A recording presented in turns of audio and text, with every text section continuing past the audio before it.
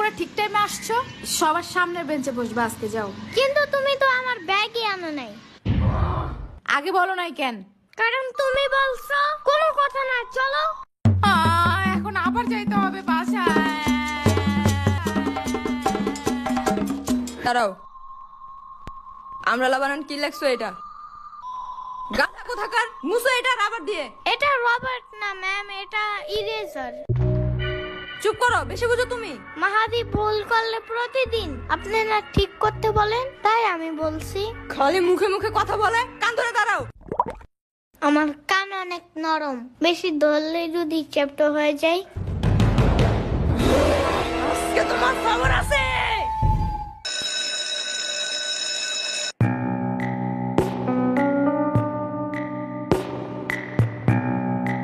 এখনই সামার বাসায় চলো জলদি, ওর আজকে খবর আছে। আরে কেন, কি হয়েছে?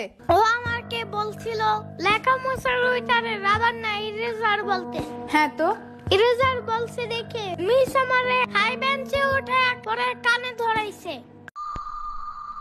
আবু আপনারা হেড স্যার ডাকে।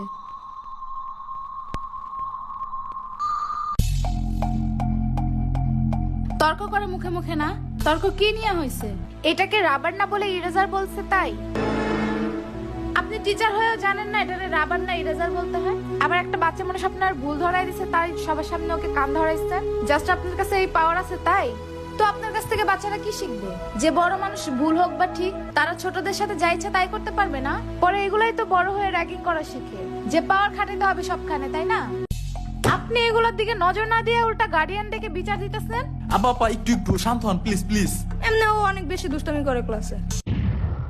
এটাই তো স্বাভাবিক, 4-5 বছরের একটা বাচ্চা ম্যাচিউর মানুষের মতো আচরণ করবে। এসব মেনে নিতে না পারলে তো আপনার কিন্ডারগার্টেনের টিচার হওয়াই উচিত না। এনিওয়ে, আমার বাচ্চাকে আর কাল থেকে পাঠাবো না এখানে।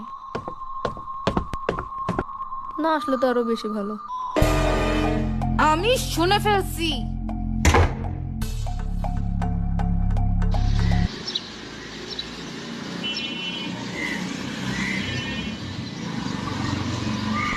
জি স্যার। ইয়ামিনের আম্মুকে একটু কল। জি স্যার।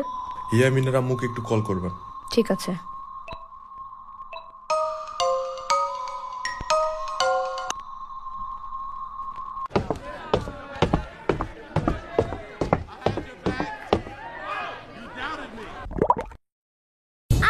এত বড় হয়েও আপনি স্কুলে পড়েন?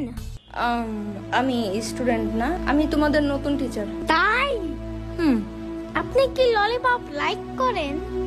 করি। তাহলে শুনেন, আমি আপনাকে প্রতিদিন একটা করে ললিপপ দিব যদি আপনি মাহাদিরে বকা না দেন। আগের টিচার শুধু ওরে ঝাড়ি দিত আর হাই বেঞ্চে দাঁড়া করাইতো, তাই ও স্কুলে আসতে চায় না। আরো না আসলে আমার সব সময় ঘুম আসে, আর শুধু ঘুমাইলে আমি পড়বো কখন? Okay deal. Really? Thank you so much.